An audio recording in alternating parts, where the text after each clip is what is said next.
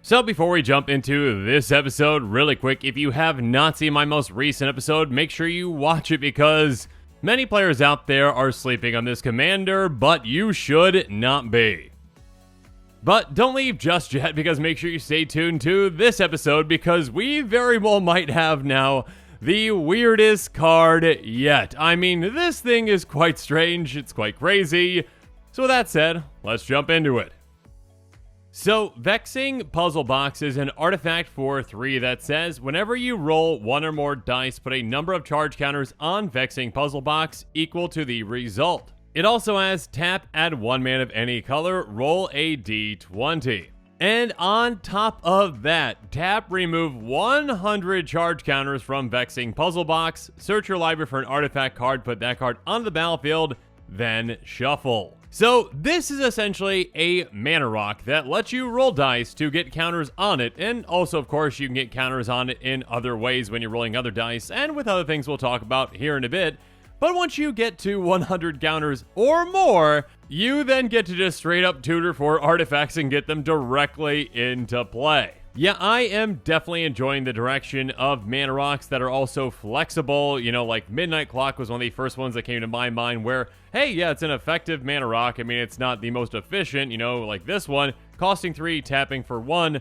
Not the best, you know, when it comes to efficiency, but what it lacks in efficiency, it more than makes up for in, well, with this one, just absolutely craziness of being able to tutor out an artifact for free. I mean, if you get this down early enough, and if you activate it enough times, just this on its own could tutor you out, you know, any artifact in your deck, and, you know, that includes, like Blightsteel. If you've got a Blightsteel Colossus, this mana rock can help you get it on its own. And, of course, there are ways for this to go much faster, and, yeah, I mean, once you get things going, you can, you know, probably just start tutoring things out every single turn if you've got the right commander for this. Now, is this card for every single commander? No, absolutely not. I mean, there are definitely decks out there that don't even run artifacts in them, so yeah, that would be pretty useless if you just couldn't tutor for anything with it, but yeah.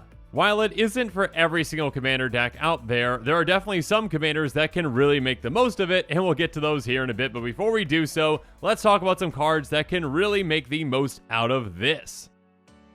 First up, how about cards that can actually impact our role with, you know, cards like Barbarian Class, Pixie Guide, and Will. I think it's Will. My apologies. While unsure of the correct pronunciation, D&D fans, please in the comments below, let me know so I can, you know, get it correct in future episodes. Regardless, each of these essentially say the exact same thing. If you would roll 1 or more dice, instead roll that many dice plus 1 and ignore the lowest roll. Now, of course, that can make a massive impact for Vexing Puzzlebox in multiple ways. First up, yeah, I mean, if you're tapping down 1 mana of any color, you roll a d20, now you get to roll 2 and take the higher number. And again, the higher the number is, the more amount of charge counters you are getting on Vexing Puzzlebox, and the quicker you can get to that 100 charge counter amount. But of course, this impacts all of your dice rolls, you know, obviously not just Vexing Puzzlebox, so if you've got other dice rolls, this helps benefit them too, which of course, if you've got Vexing Puzzlebox in play, it helps that as well. On top of that, let's read Barbarian Class really quick. If you get to level 2 by paying 1 in a red, whenever you roll 1 or more dice, target creature you control gets +2/+0 and gains menace until end of turn. So, if you get to level 2 on this, obviously Vexing Puzzlebox, just, you know, again, being a mana rock that is benefiting itself, also benefits this by pumping one of your creatures and giving it menace. So yeah, this tiny little 1 mana enchantment class can do a lot of work for you throughout the game. I mean, actually, I should talk level 3 really quick. 3 creatures you control have haste. Obviously, that can really help out too. And then, of course, with our brand new dice rolling commander, whenever you roll 1 or more dice, you also get a counter on it. So, yeah, on top of that, obviously, this commander is really going to want this card because now you just have a mana rock that also can get you more and more counters on your commander, while also, obviously, you know, benefiting you when you are rolling dice to get more counters on that mana rock. And, of course, in this deck, you're going to have plenty of ways to roll dice. That being said, yeah, there are a decent amount of cards out there that do roll dice, and we're starting to see more and more, obviously, but we've got some from the Adventures in the Forgotten Realms set. And yeah, I mean, make sure you're considering cards like Diviner's Portent, Underdark Rift, and even Ebony Fly. Diviner's Portent says roll a d20 and add the number of cards in your hand. If you get a 1 through 14, draw X cards. If you get a 15 plus, scry X, then draw X. So at this point, our largest dice is a D20, and that probably is going to stay the same way. I mean, maybe in an unset, we'll see like roll a D100 just to be kind of, off the wall, but still, D20s obviously are the biggest dice we have, and at this point, that is going to be the best way with, cards like this that do help you roll D20s to help get more and more charge counters on Vexing Puzzlebox. That being said, obviously don't ignore lower dice rolls as well, especially one like Underdark Rift, which is, a land that can fit into a deck pretty easily. You can tap for Reconstructor, and by paying 5 and tapping and exiling it, you roll a D10, put target artifact, creature, or planeswalker in its owner's library just beneath the top X cards of that library, where X is the result, activate only as a sorcery. Now, obviously, on average, you're only going to be getting about half as much of value out of this as you would, with a D20 roll for your puzzle box, but still, it adds up. I mean, even another mana rock like Ebony Fly can help out Vexing Puzzlebox. Enter battlefield tap, can tap for a color, so by paying 4, you roll a D6, and then this becomes an XX insect with flying. That can also give another one of your creatures flying when it attacks, but still, again, you can just roll a D6 with this, and actually you can just keep doing that again and again and again if you have 4 mana to pay. Now, is that the most efficient way to get more and more counters on your puzzle box? No, probably not, but if you've got each of these in a dice rolling deck, obviously, it's just a fantastic additional way to get more counters on it, just by having it in your deck.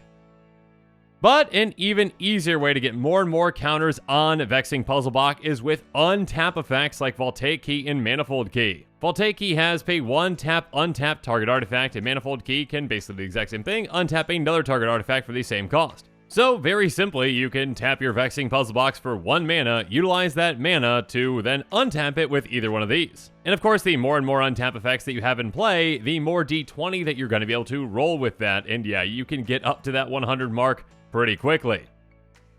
And of course, an artifact that can really help you out, and one that you even might want to consider tutoring for, once you get to that 100, is Unwinding Clock. It's an artifact that has untap all artifacts you control during each other player's untap step. Now, I do want to point out that this card has gotten quite expensive lately. I think Shorkai Genesis Engine really had a lot to do with that. But yeah, I mean, this can be very impactful Vexing Puzzlebox, obviously. And of course, this can even help you even more if you've got, say, again, Voltaic Key or Manifold Key in play to help you untap those.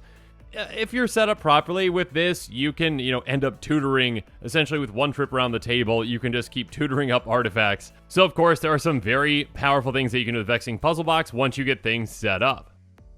Speaking of which, I need to mention this, or someone in the comments will say, why didn't you mention Doubling Season? Yes, it's a very expensive, like $80+ card. This thing's absurd with a lot of things, and yeah, Vexing Puzzlebox could utilize it too.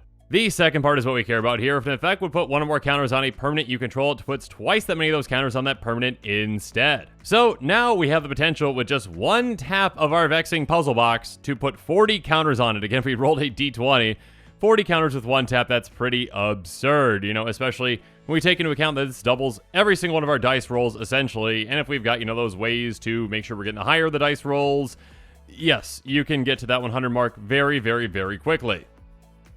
But now let's talk about some commanders that can really make the most out of this card. I mean, Osgir the Reconstructor is one that comes to mind. He has to pay 1, sacrifice an artifact. Target creature you control gets +2/+0 until end of turn, and by paying 3, we can tap and exile an artifact card with mana value X from our graveyard, create 2 tokens that are copies of the exiled card, activate only as a sorcery. So by paying 3 and tapping and exiling it from our graveyard, well, we get 2 copies of Vexing Puzzlebox, and things get pretty fun from there. Obviously, I mean, right away, we can get 2 of that mana back that we put into this effect because, well, we can tap each of them, for a mana, and then we roll a d20 for each of them, and then each of them get the total amount of each of those d20s. Pair that with some untapping effects, and yeah, you can get to your tutoring pretty quickly. Speaking of which, how about a commander that is essentially, that part of a doubling season with Vorinclex Monstrous Raider? It has, if you'd put 1 or more counters on a permanent or player, put twice that many of each of those kinds of counters on that permanent or player instead. And if an opponent would put 1 or more counters on a permanent or player, they put half that many of each of those kinds of counters on that permanent or player instead, rounded down. So yeah, like doubling season essentially, hey, tap your Vexing Puzzlebox, and no matter what the result is, you're going to be getting twice as many counters on it when you do so. And also, while probably upsetting your opponents that they're getting half as many counters on their things, so have fun. Now, one commander that can really get this going, though, is Varel of the Hulklade. It has pay green, blue, tap, double the number of each kind of counter on target artifact, creature, or land. So Varel decks already tend to have a good amount of untap effects, and yeah, if you can just keep doubling the number of counters on your puzzle box again and again and again, you can tutor essentially every single turn that you want to. Because once you're at 100 plus counters on it, you just need to use your commander to double the counters, and then it's at 200, and then you just tap your Vexing Puzzlebox, remove 100 counters, and search. And yeah, in a Varel deck with a repeatable tutor like this, that can be a very powerful thing. Of course, another option is a commander, obviously, that utilizes rolling dice like Delana Wild Mage. Delana's a 3/12 Shaman, and when it attacks, you choose target creature you control, then roll a d20. If you get a 1 through 14, you create a tapped and attacking token that's a copy of that creature, except it's not legendary, and it has exile this creature at end of combat. But if you roll a 15 through 20, well, you create one of those tokens and roll again. So obviously there's a luck factor to this, but yeah, I mean, we have effects like Barbarian class that help us, take the higher roll, so we can definitely influence this a bit, and yeah, this can help us roll multiple dice off of one interaction, which of course can help our puzzle box get more and more counters on it. Or how about another commander that can deal with dice rolls with Rondis, Rage of Ancients? Rondis has Enrage whenever it's dealt damage. You may create a 5/4 red and green Dragon Spirit creature token with when this creature deals damage, sacrifice it. And whenever you roll one or more dice, you may have Rondis deal 1 damage to itself. So yeah, for this deck, Vexing Puzzlebox is just a great repeatable way to keep getting more and more pings on Rondis to get more and more Dragon Spirit creature tokens. And, it also, once it eventually gets to 100 counters on it, being a tutor is definitely, a nice additional benefit. And finally, how about Farida, Devil's Chosen, a 3/3 Tiefling Warlock that says whenever you roll one or more dice, Farida, Devil's Chosen gains flying and medicine on a turn, which is nice, but more importantly, if any of those results was 10 or higher, draw a card. So, with this commander in play, now you just have the potential to not only get more and more counters on, your Vexing Puzzlebox when you tap it, but also if you roll a 10 or higher, you get to draw a card for doing so, just for tapping your mana rock. So yeah, Farida decks are definitely going to want to consider this one. That being said, yeah, this is a very interesting, unique, and very strange card. I mean, I didn't think we'd ever see a card like it that, is just essentially a mana rock that is all about rolling dice, getting more counters on it, and then also a mana rock that can tutor out other artifacts, which again, you can have some pretty absurd effects. I mean, who would have thought there would have been the day where you can just utilize your mana rock to go tutor out, Blightsteel Colossus and just throw it into play at instant speed and be like, okay, good luck. That being said, make sure on the lookout for even more exciting spoilers and quick takes on this channel. And with that, the show is coming to a close, so it's my turn to hear from you. So the comments below, let me know what your thoughts on this episode are, and as always, thanks again and have a good one. This show and episodes like this one are possible thanks to viewers like you. If you're looking for an easy way to help support this show, make sure that you like, share, and subscribe. Also, hit that bell notification icon so you don't miss any new episodes. You can also go check out our playmats and other merchandise at thecommandersquarters.com. We also have a ton of brand new t-shirt designs in stock, so make sure you check out those as well. Another easy way to support this show is with our TCG Player affiliate links. So whether you're buying a deck or individual cards, you can use this general link right here or one in the description. And the final way that you can support this show is by supporting us directly by becoming a patron. There are many benefits to being a patron, and I truly couldn't do this without all of their support.